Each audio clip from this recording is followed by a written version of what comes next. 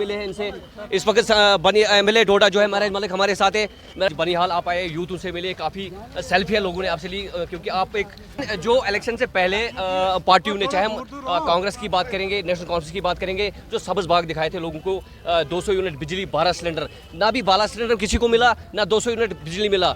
ये ऐसा होता है, हमने जब सियासत में शुरुआत की थी हमने कहा था ईमानदार को वोट दीजिए, तो वैसा तो हमारा हुआ नहीं, लेकिन फिर भी जब लोगों ने मुझे चुना तो मैंने हमेशा जो कहा था वो मैंने किया। अब सरकारों का भी फ़र्ज़ बनता है, आप इतने बड़े वर्ग से आप वोट लेते हैं, सबसे बड़ी बात ये होती है कि एक लीडर बहुत ईमानदार होना चाहिए, नेक होना चाहिए। अब अगर वो इतना झूठ बोलेंगे तो वो कौम कब आगे बढ़ेगी, वो मुल्क कब तरक्की करेगा, जब झूठ का भंडार उनके नेताओं पे होगा।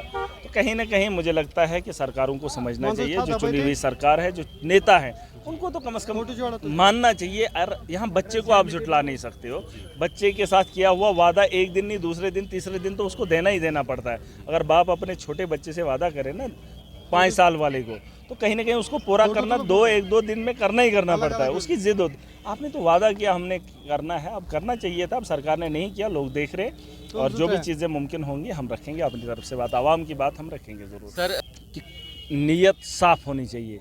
दिल्ली के अंदर हमने कहा था हम बिजली फ्री देंगे, हमने 10 साल दी। हमने कहा था हम स्कूल बेहतर बनाएंगे, हमने बनाए। हमने कहा था बिजली के निज़ाम को बेहतर करेंगे, कर दिया। पानी हमने फ्री दिया, हमने हॉस्पिटल के अंदर बेहतर इलाज दिया, बेहतर हॉस्पिटल दिए। जो हमने कहा सो हमने किया। लेकिन वही बात यहाँ पर है, यहाँ पर मुमकिन हो सकता है। हमने बस सर्विस फ्री लगाई, हमने बसेस को बढ़ाया, इतनी बसेस आप देखेंगे वो दिल्ली के अलावा कहीं पे भी किसी भी शहर में नहीं है जितनी हमने दी।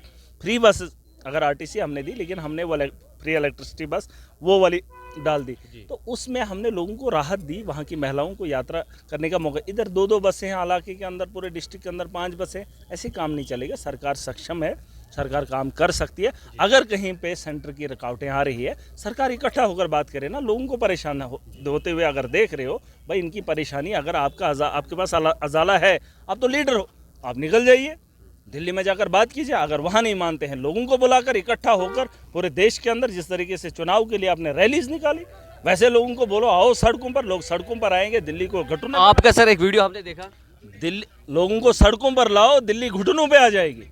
लेकिन घुटनों पे लाने के लिए आपको तो ताकत रखनी पड़ेगी, हिम्मत करनी पड़ेगी।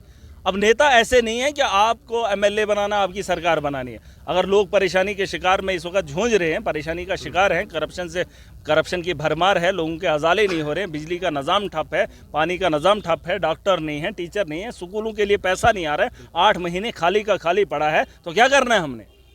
घुटनों पे अगर लाना है, मैं नहीं कह रहा हूँ दिल्ली जाओ, कश्मीर की सड़कों पे लोगों को, जम्मू कश्मीर की सड़कों पे लोगों को इकट्ठा करो, अरे इकट्ठा करो, पूरी आवाम सड़कों पे उतरेगी, लेकिन लीडर आगे होना चाहिए। ये नहीं बोलेंगे कि लोग निकलेंगे तो ये बोलेंगे हम बात करेंगे, वो बातचीत हमें नहीं चाहिए।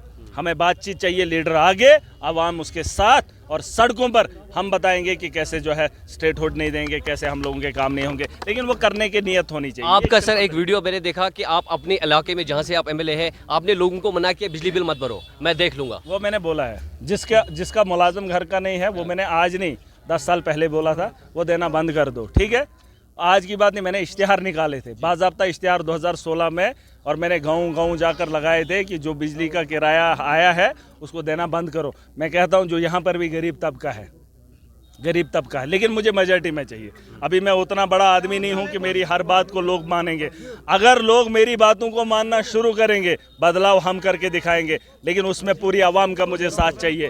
घुटनों पर, ज़मीन पर इन लोगों को मैं लाकर खड़ा करूँगा। वक्त का इंतज़ार कीजिए, लोगों का यकीन अभी नहीं है मुझ पर। जिस दिन लोगों का यकीन आ जाए, बदलाव हम दिखाएंगे कैसे किया जाता है। सर, कश्मीर में जो पहलगाम हुआ, सारे उसकी मजम्मत करते हैं, पूरे हिंदुस्तान ने की, हम लोगों ने भी की, कश्मीर के लोगों ने, लेकिन उसके बाद जो टूरिज्म पे असर पड़ा, उसके लिए मैंने कहा है सरकार फ़िलहाल ये जो हमारे बच्चे हैं, गवर्नमेंट इदारे हैं, वहाँ पर मेले लगाए जाए, वहाँ पे प्रोग्राम किए जाए, वहाँ चाहे पहलगाम हो, चाहे गुलमर्ग हो, जो है हमारे टूरिस्ट प्लेसेस है, गवर्नमेंट के लोगों को जाना चाहिए, वहाँ पे टूरिज़्म को बढ़ावा देना चाहिए, हम लोगों को जाना चाहिए, जम्मू के लोगों को जाना चाहिए। ये हमारी मुश्किल है और हमने इस मुश्किल का हल निकाला। जो जम्मू के अंदर गर्मी है, उस गर्मी को झेल क्यों रहे हैं, निकल आइए ना, चले जाइए, वैसे भी बच्चों को छुट्टियाँ हैं, दिखा दो।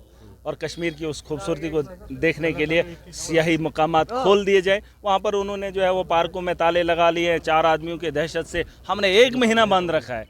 अरे 4 अगर और आ गए तो फिर तो आपने पूरे साल बंद रखना है। ये कौन सा तरीका है?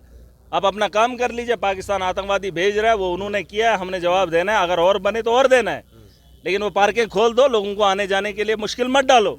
आप लोगों को परेशान करेंगे, वैसे क्या माहौल बनेगा? पाकिस्तान चाहता है कि कश्मीर, आपको याद है 370 जब टूटा था 2019 में, मैं समझ रहा था कि पाकिस्तान क्यों नहीं छेड़ा, वो क्यों नहीं बात किया तब क्यों नहीं किया? वो चाहता था कि कश्मीरी खुद निकलें, ये खुद मरेंगे क्योंकि इनके उस पे है, लेकिन कश्मीरियों ने, जम्मू कश्मीर के लोगों ने उस वक्त वो किया ताकि अमन रहा। वरना आज जब ये आ रहा है तो आज इसको क्या तकलीफ हो रही है? 2019 में पाकिस्तान ने जब कुछ नहीं किया, वो चाहता था कि कश्मीरियों के दिल पे चोट निकलेगी और ये चलेंगे, तब पाकिस्तान को निकलना चाहिए था, तब हमारे साथ ये था, मुश्किल हुआ था। आज ये 4 आदमी भेजकर यहाँ अफरा तफरी का माहौल, एक दंगे फसादात, ये हमें नहीं चाहिए। हमने कहा है हमें डेवलपमेंट करनी है, टेररिज्म नहीं, हमें टूरिज्म चाहिए, और टूरिज्म को लाने के लिए हर मुमकिन कोशिश करेंगे। मैंने सरकारों से बात की और बीजेपी के लोगों से।